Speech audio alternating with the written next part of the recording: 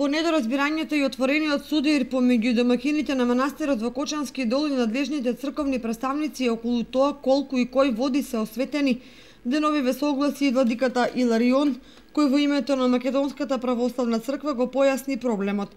Според него се работи за непримерна злоупотреба на овој манастир, заедно со светата водичка посветена на Света Петка.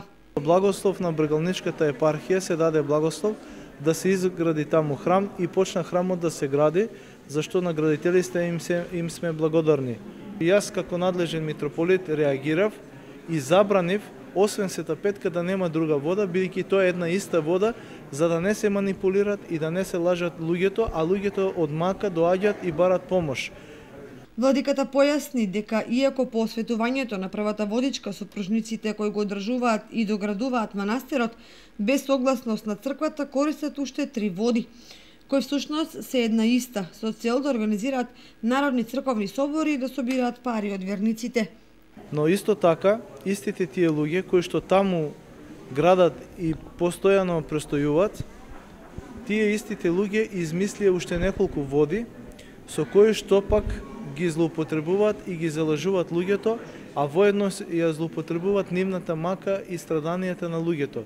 И не може никој да прогласува водички, освен црквата која што е од Бога задолжена да го врши и прави тоа. Тоа е исто како кога се канонизира светител, така и се одлучува и се донесува одлука дали една вода е света и треба да користи за луѓето, или пак таа вода не е света, е обична изворска вода. Добив одговор од таа жената таму, која што ми рече како јас ќе обезбедам пари, како ќе имам повеќе празници за да го градиме храмот.